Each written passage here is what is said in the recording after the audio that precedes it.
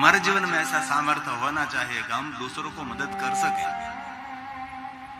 देवराज के जीवन चरित्र से यही सीखना है कि देवराज ने अपने जीवन में कोई गंभीरता नहीं रखी, वैसे ही जीवन का समय बिताता रहा। महफिल नहीं करने जैसे कार्य, बहुत कुछ भटक रहा है। गांव के लोग उसको धक्का मार के निकाल रहे हैं, ये तो चोर है, वो तो कपटी है, दूसरों के साथ बनावट करने वाला है।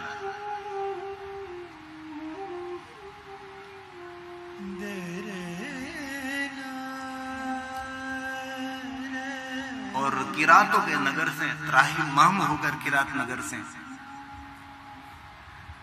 वो नगर छोड़कर जाने लगा। जाने के लिए कोई लक्ष्य तो नहीं है, बस जा रहा है। कहां जाऊं मैं, कहां रहूंगा, कुछ भी नहीं। और मार्ग में चलते चलते जा रहा था। वृद्धावस्था, जर्जरित शरीर, रोग से पीड़ित, भूख की भी पीड़ा है। मार्ग में जा रहा था, सुंदर एक द्वार देखा तो किसी को पूछने लगा कि द्वार किस गांव का है, कि किसी ने बताया कि ये गांव तो प्रतिष्ठानपुर नाम के नगर का है। नगर में प्रवेश किया जहां प्रतिष्ठित लोग रहते थे।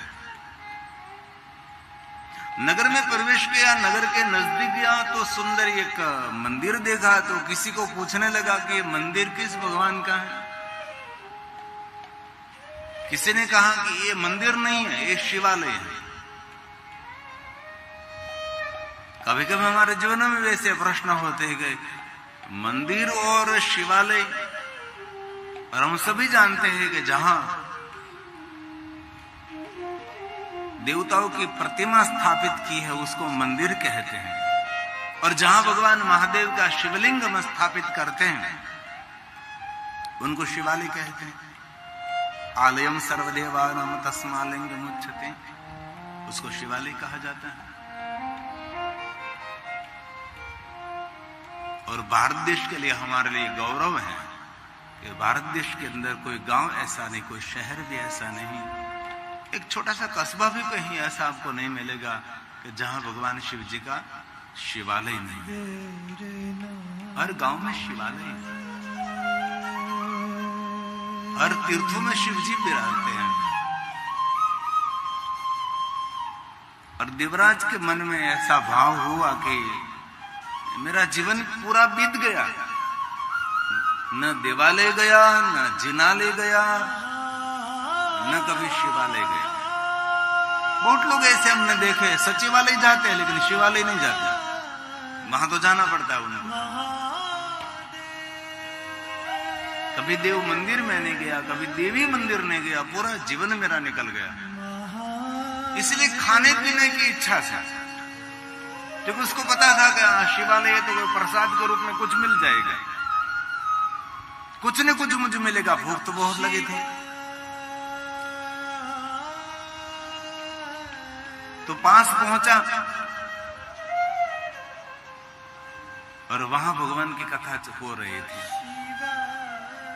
किसी को पूछा कि ये यहाँ क्या हो रहा है, तो किसी ने बताया कि भगवान शिव जी का शिवालय है, ये भगवान महादेव के परम भक्त हैं, ये आचार्य जी देवता, ब्राह्मण देवता भगवान महादेव की कथा गा रहे हैं, इसलिए सभी आदर के साथ भगवान की कथा का श्रवण कर रहे हैं। और जीवन में कभी कथा तो श्रवण की थी नहीं, कथा में कभी गया भी नहीं था। वहां जाकर बैठ गया, लेकिन कथा में चित्त नहीं, कथा में मन नहीं। और ज्यादातर ऐसे श्रोता होते, कथा में तो चित्त नहीं होता लेकिन उसका आदर परमात्मा के चरणों में भी नहीं होता। ऐसे जीवन व्यर्थ है, इधर उधर यहां वहां देख रहा है, कोई आ रहा है, कोई जा रहा है, कौन क्या कर रहा है।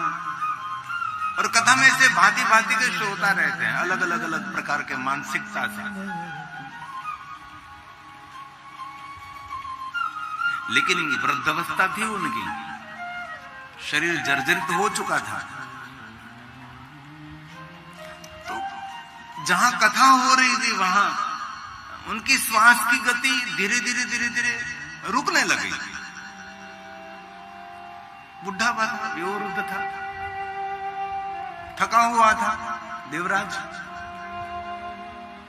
और धीरे से शरीर शांत हो गया। स्थूल शरीर की व्यवस्था तो हम सभी अपनी अलग अलग परंपरा में करते हैं, कोई जलाते, कोई दफनाते, जो कुछ है अंत तो नष्ट किया जाता है।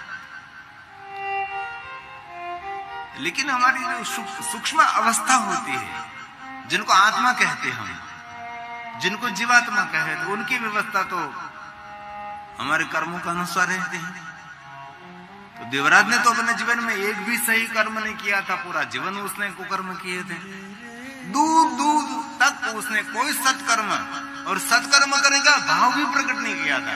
बहुत लोग सत्कर्म नहीं करने, लेकिन अंदर से भाव प्रकट करते, भगवान मुझे तो श्रेष्ठ दिन प्रदान करे तो मैं ऐसा श्रेष्ठ कार्य करूं, मुझे जो अवसर मिले तो मैं कर सकता हूं। लेकिन उसने तो कभी सत्कर्म के लिए कोई भाव भी प्रकट नहीं किया था। और बहुत लोगों को मैंने देखा है कि बहुत लोग कुछ करते नहीं, लेकिन मन में ऐसा भाव प्रकट करते रहते हैं कि भगवान मुझे जो अवसर प्रदान करे तो मैं ऐसे ऐसे सत्कर्म करूं। बहुत समय पहले, लगभग 20 साल पहले सूरत में हमारी कथा थी, तो एक युवक मुझे मिला था। युवक के पास पूरा लिस्ट था, सत्कर्म का लिस्ट, और मुझे लिस्ट सुनाया कि इतने इतने सत्कर्म मेरे जीवन में मुझे करना है, इनमें से इतने सत्कर्म मैंने कर दिए हैं, इतने बाकी। पूरी नामावली सत्कर्मों की बनाई थी, उसकी योग्यता के अनुसार एक एक सत्कर्म की पूरी नामावली थी। और एक एक सत्कर्म धीरे धीरे वो करता जा रहा था, और वहां साइन करता जा, ये हो गया, ये हो गया, ये हो गया, ये बाकी। ऐसे बहुत सत्कर्मी लोग होते हैं। आप संकल्प करो तो संकल्प पूर्ण करने के लिए तो परमात्मा ही, प्रकृति आपके लिए सब व्यवस्था करने लगती है।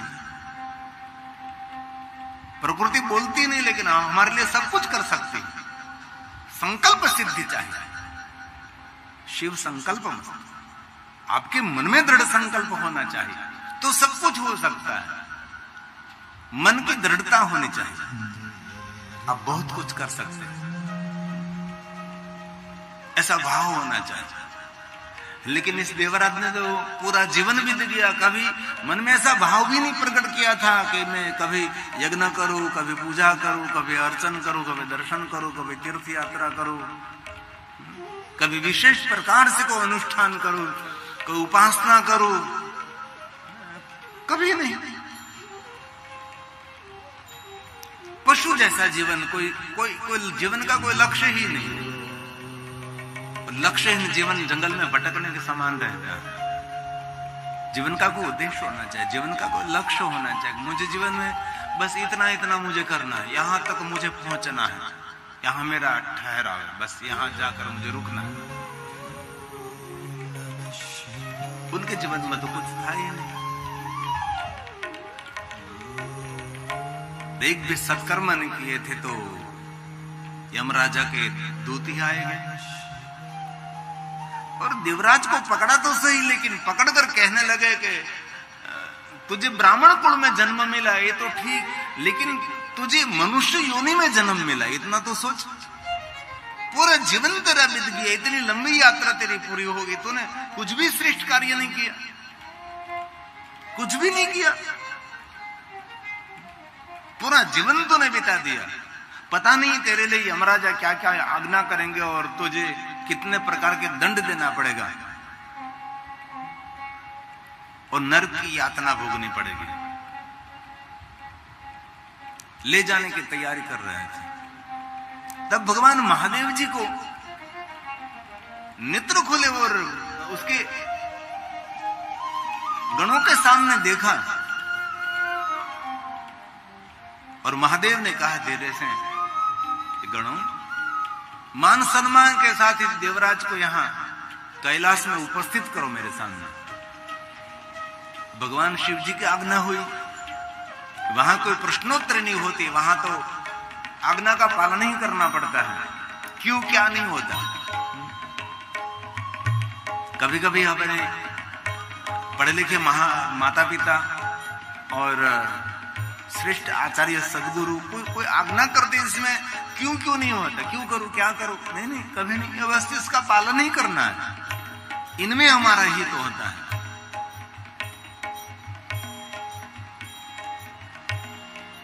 तो भगवान महादेव के गण वहां आए और यमदूत खड़े थे, बांध कर ले जाने की तैयारी कर रहे थे।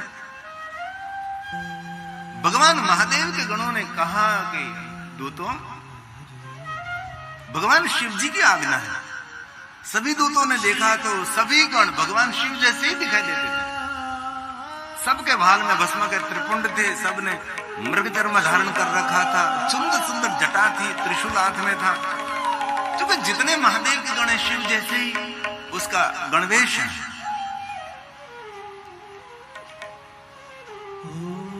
और सभी दूत समझ गए कि महादेव के गण हैं, इसलिए उनके साथ कुछ तर्क कुतर्क नहीं होना चाहिए। देवराज के जीवात्मा को सौंप दिया और मान सम्मान के साथ भगवान महादेव के गण पहुंचे कैलाश। और सभी गणों ने कहा कि देवराज, पता नहीं किस जन्म का तेरा सत्कर्म रहा होगा। एक कैलाश है, कैलाश का दूसरा नाम आनंद धाम है। यहां कोई शोक नहीं, यहां कोई दुख नहीं है। महादेव विराज रहे हैं, जहां दर्शन कर, भगवान शिव जी को प्रणाम कर। पत्थर की शिला पर भगवान शिव जी ध्यानस्थ मुद्रा में थे। महादेव के पास पहुंचा, भगवान को प्रणाम करके कहने लगा, भगवान कोई बात समझ में नहीं आ रही, मैं दुराचारी, मैं कुकर्म में, भगवान यमदूत मुझे ले जा रहे थे और उसके बंधन में से मुझे छुड़ा लिया। पर भगवान कैलाश तक मुझे पहुंचा दिया।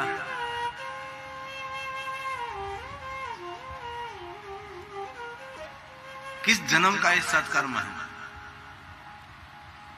मेरा किस जन्म का पुण्य उदय हुआ है। भगवान महादेव ने कहा कि देवराज, तूने तो कोई सत्कर्म पुण्य कर्म नहीं किया है, लेकिन तेरे वयोवृद्ध जो माता पिता थे ये मेरे परम भक्त थे, और तेरे माता पिता के पुण्य के फल स्वरूप अंतिम अवस्था में जहां मेरा शिवालय था वहां तो पहुंच गया। और शिवालय के पटांगण में मेरी कथा हो रही थी। तूने भाव से कुभाव से तूने कथा का श्रवण किया। ये सब कुछ तुझे तेरे माता पिता के पुण्य से मिला है। और कभी कभी हम कोई क्षेत्र में सफल हो रहे हैं तो अपने स्वयं की बड़ाई मत करिए। हमारे माता पिता का कोई पुण्य रहा होगा, हमारे पूर्वजों का कोई पुण्य रहा होगा, और हमारे पूर्व जन्म का कोई पुण्य उदय हुआ होगा। इसलिए जिन क्षेत्र में आप, इस क्षेत्र में आप सफल हो रहे हैं। कई लोग अपने स्वयं की बड़ाई करने लगते हैं कि मैंने किया, हम कुछ भी नहीं कर सकते। जो कुछ जीवन में सफलता हो रही, कुछ हो रहा है, श्रेष्ठ हो रहा है, तो आपके माता पिता का भी पुण्य रहा होगा, आपके दादा परदादा का भी पुण्य रहा होगा। ये तो सीधी बात है ना। जो व्यक्ति सत्कर्मों से रत रहता है, यानी त्रिजी पीढ़ी देव होता है। त्रिजी पीढ़ी वो कोई महापुरुष जन्म है, वो कोई श्रेष्ठ मानस जन्म है, वो कोई सज्जन जन्म है कि पूरा कुल ने उजड़ो करी देखाड़े।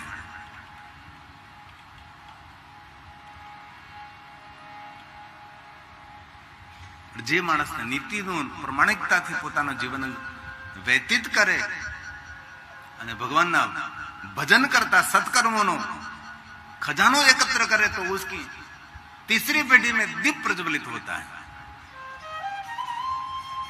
अनाचार, अत्याचार, अनीति, दुराचार, दुर्व्यवहार અને અનિતિનું જે કમાય છે તેની ત્રીજી પેઢીએ દીવો ન થાય, તેની ત્રીજી પેઢીએ દારૂડિયો થાય. સમાજને પણ કલંકિત કરે અને પોતાના કુળને પણ કલંકિત કરે. એટલે આપણે કેવું કમાઈએ છીએ એ બધું આપણા સંતાનોમાં દેખાય, આપણી પ્રજામાં દેખાય. તેથી भगवान महादेव કહ્યું कि तेरे जो माता पिता थे मेरे परम भक्त थे. तेरा तो कोई पुण्य नहीं था, लेकिन तेरे माता पिता के पुण्य फल स्वरूप तो अंत समय शिवालय पहुंच गया. और देवराज, मैंने वचन दे रखा है दुनिया का श्रेष्ठ कोई पापी जिन्होंने एक भी पाप नहीं छोड़ा है, वो पापी व्यक्ति एक बार शिवालय पहुंचता है और एक जन्म का ने जन्म जन्मांतर के पापों में से मैं उनको मुक्त कर सकता हूं. और शिवालय तो तू पहुंचा, लेकिन जहां मेरी कथा हो रही थी वहां तो पहुंच गया. अरे भाव से कुभाव से प्रमाद से कोई मेरी कथा का श्रवण करते हैं, वो मनुष्य अपने जीवन के सभी पापों में से मुक्त हो जाता है. तूने भाव से तो नहीं सुनी, कथा में तेरा कोई भाव नहीं था, कथा में तेरा कोई आदर भी नहीं था, मेरे प्रति कोई तेरी भक्ति नहीं थी. रामचरितमानस में तुलसी ने कहा, भाव कभाव अलख आलस. भाव से कुभाव से आलस से प्रमाद से शर्म से धर्म से कोई भी रीते जो भगवान को याद करता है, 4 दिशाओं उनका मंगल नहीं करती, 10 दिशाओं उनका मंगल करती है. कोई भी तरीके से बस ईश्वर को याद करे, परमात्मा को याद करे, भगवान को याद करे. ये रामचरितमानस तुलसी का प्रसाद है.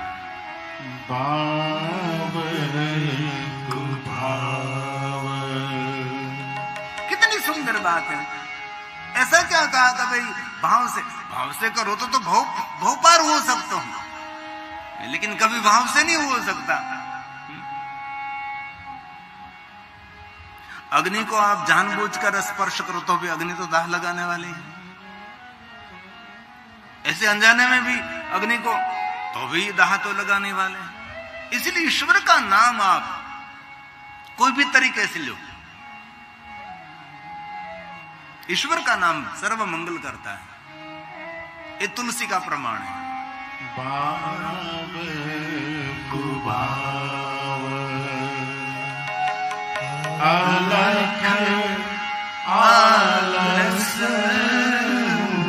आलस से प्रमाद से शर्म से धर्म से, लेकिन जीवाग्रे वर्तते तस्य सफलम जीवितम. हमारे जीवा पर ईश्वर का नाम रहना चाहिए. हालता चालता बैसता उठता खाता पीता ऊँगता जागता घर में वन में शमशान में कोई भी स्थिति में हमारे मुख में ईश्वर का नाम होना चाहिए. ये जीवन की श्रेष्ठ सफलता है.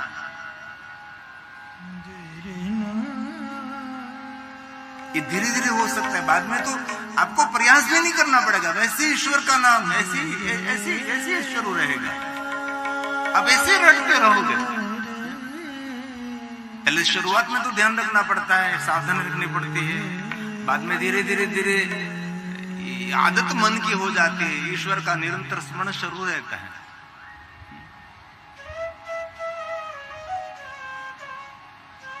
ये तुलसी का वचन है, ये रामचरितमानस का वचन है. भाव कुभाव अलख आलस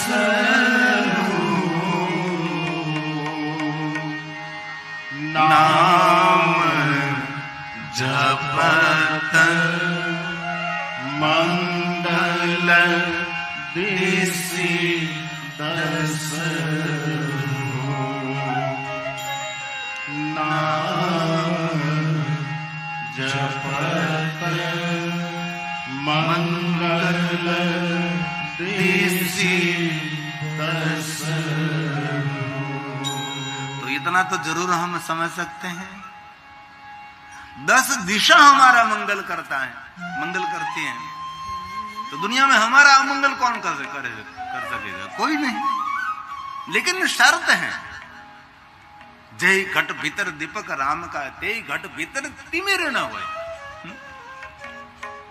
राम नाम, शिव नाम, इष्ट नाम का दीप प्रज्वलित करे अपने जीवाग्रे।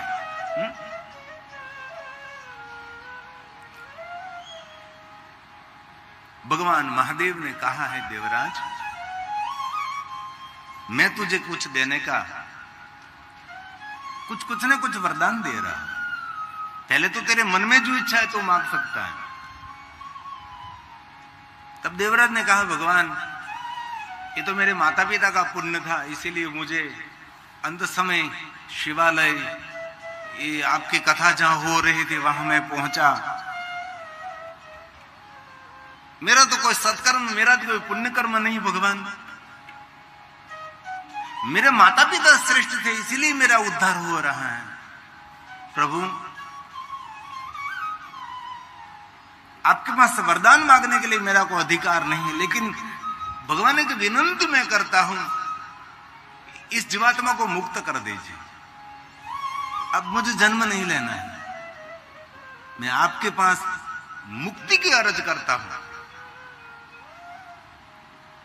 और पूरे विश्व में शिव एक ऐसे देव हैं जो मुक्ति प्रदान करते हैं।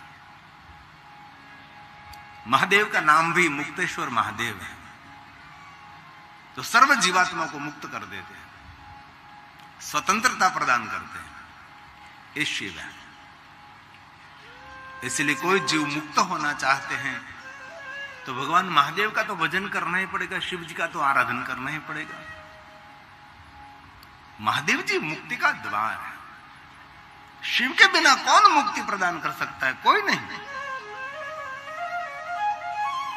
और भगवान महर्षि वेदव्यास जी ने कहा, भगवान शिव जी ने देवराज को मुक्त किया है। ये देवराज को सामान्य पापी तो नहीं था, मातृ पितृ वधवंता, पत्नी की हत्या करा हुआ, माता पिता को मारने वाला, दुख देने वाला और बहुत सारे कुकर्म करने वाला देवराज था, मद्यपान करने वाला देवराज था। तो भी भगवान शिव जी ने उसको मुक्ति प्रदान की। कितने शिव दयालु हैं। एक श्लोक में उसके पाप का वर्णन किया, बहुत सारा वर्णन, लेकिन ये सभी बोलने की कोई आवश्यकता नहीं है। मातृ पितृ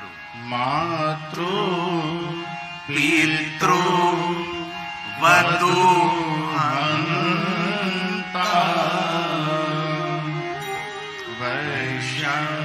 गामी च मद्यपः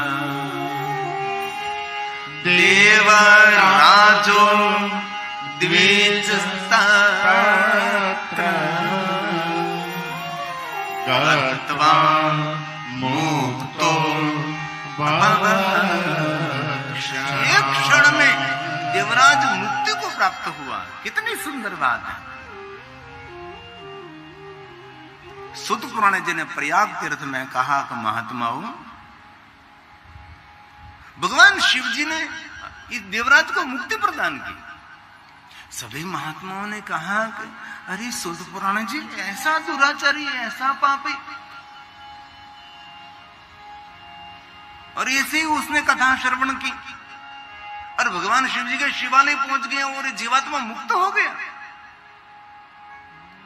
क्या महिमा महादेव की है।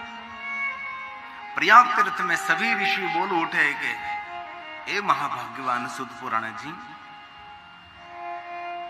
हम आपके मुख से कथा श्रवण करते हैं, कृतार्थ हो रहे हैं।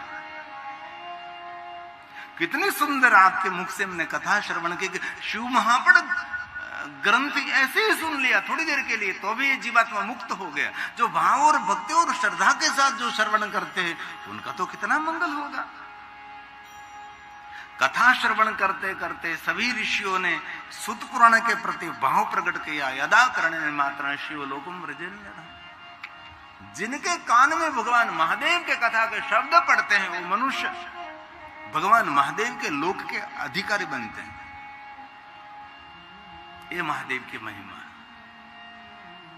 हम तो कितनी श्रद्धा से कथा श्रवण करते हैं, कितने भाव से हम कथा श्रवण करते हैं।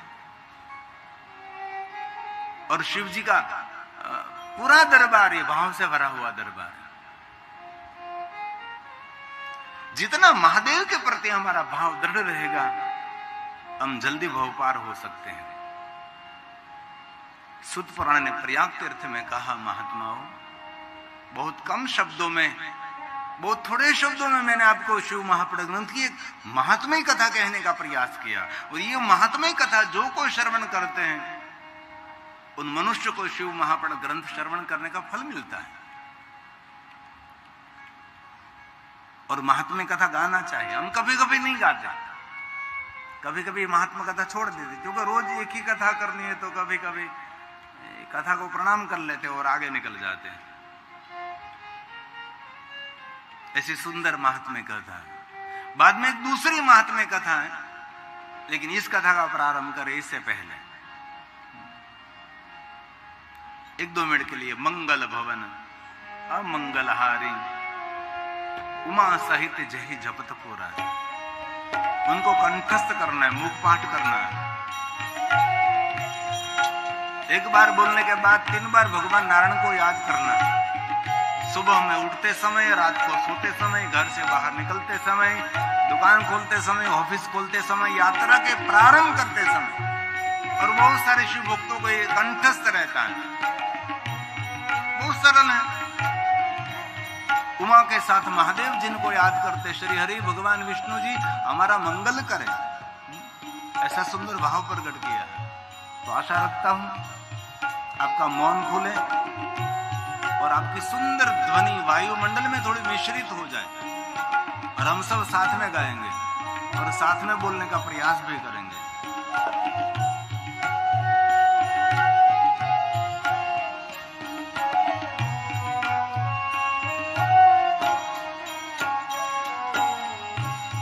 मंगल भवन अमंगल हारी, उमा सहित जे जपत पुरारी। बोलिए साथ में, मंगल भवन अमंगल हारी, उमा सहित जे जपत पुरारी। ओम नमो नारायण नारायण, ओम नमो नारायण नारायण, ओम नमो नारायण नारायण, ओम नमो नारायण नारायण,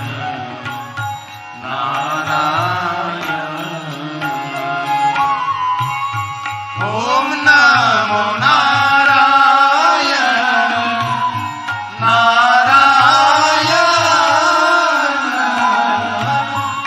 ओम नमो नारायण नारायण, ओम नमो नारायण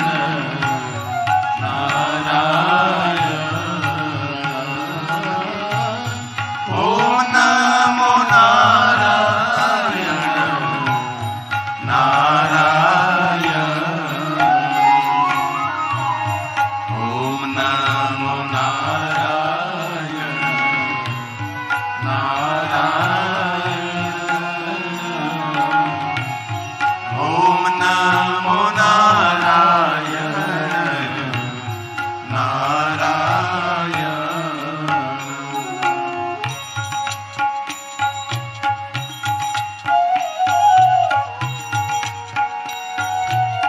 मन ही मन महादेव को याद करेंगे।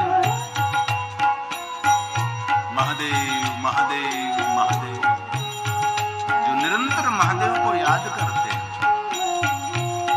उनके जीवन में कोई फरियाद नहीं रहेगी।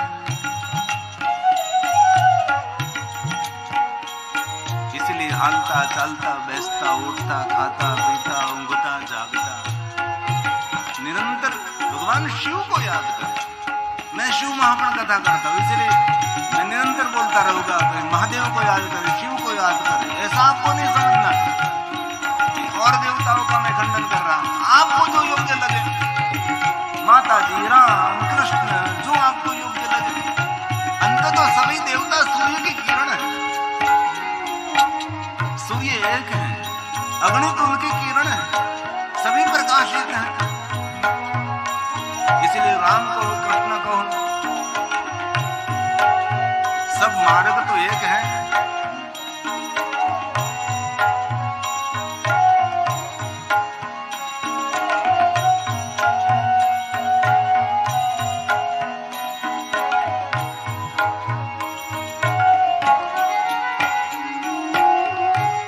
श्री राम जय राम, जय जय राम। श्री राम जय राम, जय जय राम। श्री राम जय राम, जय जय राम। श्री राम जय राम, जय जय राम। बात निकालिए, साथ में बोले। श्री राम जय राम, जय जय राम। श्री राम जय राम, जय जय राम। श्री राम जय राम, जय जय राम। श्री राम जय जय राम। श्री राम जय राम, जय जय राम।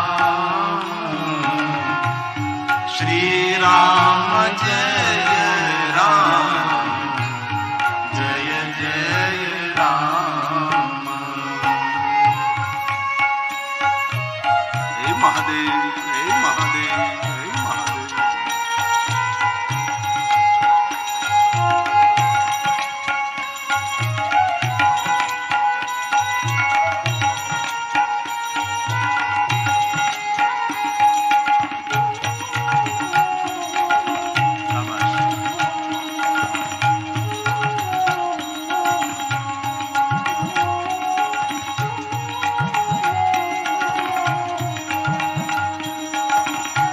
अपने अपने इष्ट को याद करें।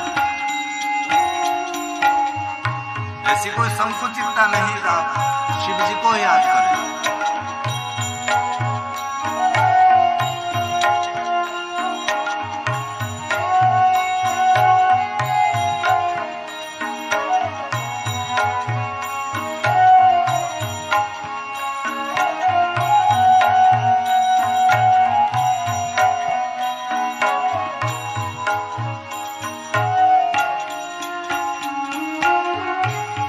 नमः शिवाय, नमः शिवाय। बोलिए बोलिए। नमः शिवाय, नमः शिवाय। नमः शिवाय, नमः शिवाय। नमः शिवाय, नमः शिवाय। नमः शिवाय, नमः शिवाय। नमः शिवाय।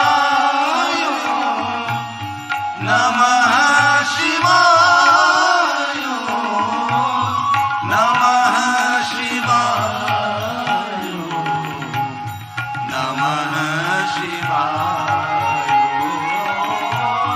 नमः शिवाय नमः शिवाय नमः शिवाय नमः शिवाय नमः शिवाय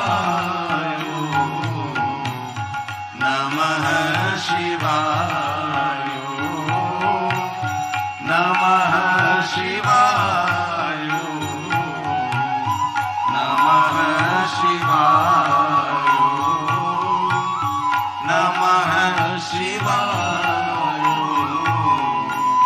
नमः शिवाय।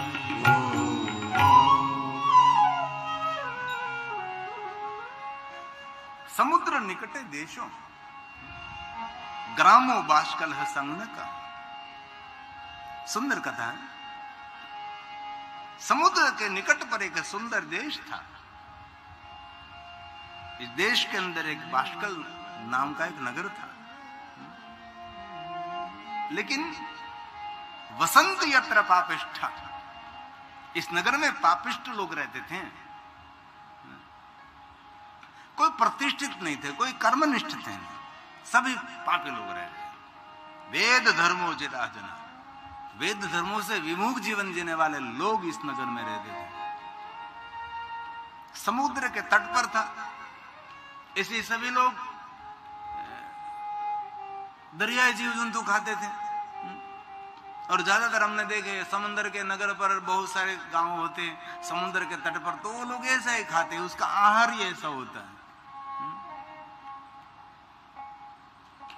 पूरे नगर पापी लोगों से भरा था। क्या कथा की रचना की होगी। नगर में कोई प्रतिष्ठित व्यक्ति नहीं था, कोई धर्मनिष्ठ था, न कर्मनिष्ठ, तो कोई नहीं, सभी पापिष्ट लोग, पशु से नीचा, पशु से भी गंदा जीवन जी रहे थे। इतना नीचा जीवन, इतना नीचा जीवन। पशु में तो कोई सीखने जैसी वस्तु है। गाय, भैंस, बेल, घोड़ा, ऊंट, ये लोग अभक्ष का भक्षण नहीं करता कभी, लेकिन मनुष्य करता है। उससे भी नीचा जीवन जी रहा है। बाकी तो सभी आहार, निंद्रा, भय, मैथुन, सब सभी क्रिया ठीक है, लेकिन मनुष्य के जीवन में विशेषता है। मनुष्य कुछ और कर सकता है, कुछ बड़ी क्रांति कर सकता है।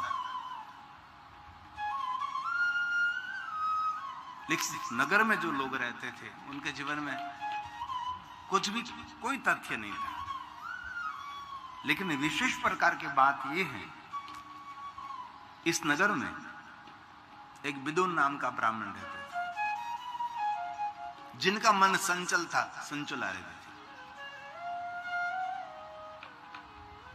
उन दोनों का कर्तव्य था कि सबको योग्य मार्गदर्शन दे और योग्य दिशा दिखा, दशा सुधरे। और कोई भी साधु ब्राह्मण का कर्तव्य है, बस कोई सुनने वाला हो न हो, लेकिन कथा वार्ता करते रहें, सबको श्रेष्ठ बात सुनाते रहें, जो जीवन में मिले उनको श्रेष्ठ श्रेष्ठ प्रेरणा प्रदान करें, उनको सुंदर सुंदर कथा सुनाएं। परंतु ये दोनों दंपति, पति पत्नी, कुछ भी नहीं कर सके। ये दंपति कुछ नहीं, ना विदुम ना चंचुला। उन दोनों का जीवन का वर्णन किया है कि ऐसा जीवन था, जैसे नगर के लोग वैसे लोग थे, सूर में सूर मिला रहे थे, कोई जीवन में विशेषता नहीं थी। भगवान व्यास जी ने बहुत सारा वर्णन किया दोनों के लिए, कुकर्म, दुराचार का, लेकिन ये सब कुछ हम लोगों को बोलने की जरूरत नहीं और सुनने की ये सब जरूर नहीं है, क्या क्या कर रहे थे।